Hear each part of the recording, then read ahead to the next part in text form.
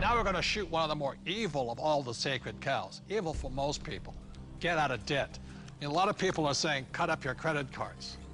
I think that's really ridiculous because a credit card is not the problem. In fact, I love my credit cards. I don't know how anybody could get along today without a credit card. But the credit card isn't the problem. It's lack of financial education is the problem.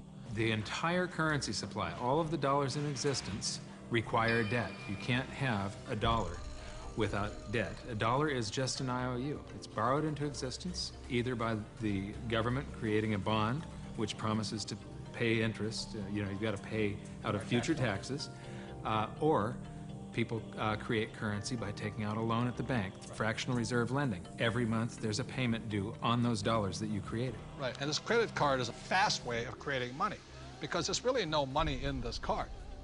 See, let's say I go to the store, there's no money in it, and I charge $100. Like magic, $100 is created and it flows into the economy. That's why debt is good. But when you abuse this, that's when we get in trouble. So I think, Mr. Rodney here, you see the horror stories of bad debt, don't you? Yeah, I've seen people walk into my office that make $150,000 a year, but they have $250,000 in credit card debt. Let's face it, we live in a credit society, and you do have to have credit. And we have to learn how to survive and thrive in our credit economy that we are. But, people are walking in, and they have this bad debt, and they're asking, what do we do with it?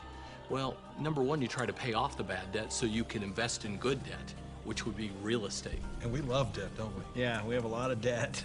Our real estate that we own is all basically financed with our tenants. So that's what I consider to be good debt. So when we get real estate, we get proper leverage, and it's paid by all the residents that live in all of our projects. Well, and it's not just real estate. Business is the same way. We can have good debt in business as well, so that the business is paying. We have debt in our business.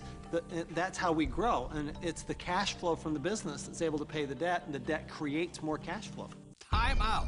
Capital gains versus cash flow. See, in my opinion, 90% of the people invest for capital gains. That's why they say, well, my stock price went up or my house went up in value. That's capital gains. People like myself understand cash flow. In other words, I want a steady paycheck every single month. For example, my apartment house, every month it puts cash flow in my pocket. So if you want to be rich, you have to know the difference between capital gains and cash flow. Capital gains is technically gambling. You're hoping something will change. Cash flow is more guaranteed. I want that income every month. So very intelligent investors invest for both capital gains and cash flow. People say, I like real estate. I don't really like real estate. I just love debt because it's so easy to get a loan on real estate, right? Well, here, I like the analogy that you use sometimes. Say if you put $1 million of cash into a mutual fund, you get whatever you get paid.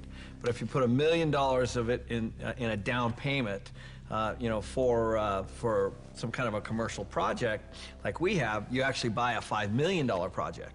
Right. So you're actually getting a $5 million asset with $1 million versus $1 million of mutual funds, and so the value you're creating on that real estate is on the $5 million, not the $1 million. Well, by using banks' leverage. And the tax benefits that you get on the real estate isn't on the $1 million either. It's on the $5 million. So you not only increased leverage on your cash flow and on your growth in your asset, but you've also increased your leverage on your taxes. Well, here's what we're doing. We get these loans, the tenants are paying them off. That's the point. Oftentimes people don't look at that. And they're paying it off with after-tax dollars. Yeah, they're moving into our places, they're paying our rent, we're taking that rent, and we're paying our mortgages, and our mortgages are getting paid down to zero. Wait a minute. Ken's talking about these $1 million deals. Let me tell you how I started. I'm somebody that knew absolutely nothing about money or financing or investing, and I began investing with a little 2-bedroom, 1-bath house, and this was back in 1989. The house cost me $45,000. I had to put down $5,000, of which I didn't have, and I had a mortgage or good debt of $40,000. And the reason it was good debt is because every month I would collect the rent, I would pay the expenses, I would pay my mortgage payment, and at the end of the month, I had a positive cash flow of $25. Now, It wasn't a lot, but it was a start. And from there I learned, and I did my next investment and my next investment. So it was good debt because that debt put money in my pocket every single month.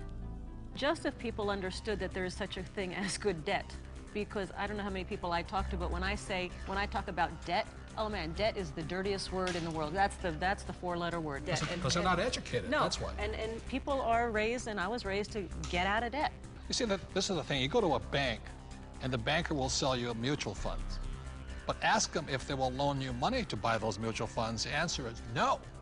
But if we go in and we say, we want to buy real estate, oh, how much do you want? It's because there's collateral. Yes. They actually have something physical. That's it. Yeah, they'll sell you mutual funds, but they won't lend you money on mutual funds. That should tell you something. That should be a quick indicator. Dear God, what are you trying to tell me? You know, and the other part about it is, too, is that borrowed money for real estate, is that after tax, pre-tax, or no tax? It's no tax. Anytime you're borrowing money, there's no tax on that money. You can use that cash.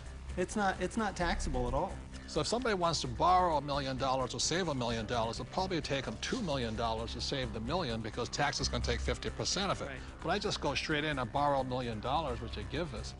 It's great money. I love my banker. I'm not saying bankers are bad. They're fabulous because they give us the money. All they want is their interest. We keep all the appreciation, depreciation, amortization. We keep all of it. They're the best partners of all. So I'm not anti-bank and I'm not anti-debt. I'm anti-lack of financial education because there's good debt and there's bad debt. Your rich dad was a tough, tough, tough mentor. But, you know, I think some of the greatest mentors are tough because a really great mentor will push you to go beyond where you think you can go. And that's some of my best mentors. That's what they've done for me. Yeah, and I didn't always listen to my rich dad. I still remember I did the real estate course, you know, and I went running out in Honolulu, and I found this condo, and it was for $64,000, and it didn't cash flow. So I went to see my rich dad, and I said, but it's going to go up in value. In other words, capital gains. He says, never buy anything that goes up. It must cash flow. And I said, no, no, no, it's going to go up. And we argued and argued and argued. And this is what he said to me. He says, if you start investing for capital gains, someday you will lose big time. So that I let that condo go. I didn't pay $64,000. Today it's probably worth $300,000, but I learned the lesson from my coach, my rich dad. If I had gotten into the habit of buying for capital gains, either the price of stocks going up or real estate going up, I might have been wiped out in this crisis. So that's why a coach and a mentor keeps you onto your plan. And helps you create and develop very, very good financial habits. Because if you have poor financial habits, as you're in your personal life, you're going to take those into your investment life. So one of the most important things is they will help you develop great financial habits. Because when markets go up, greed sets in, and greed makes people stupid.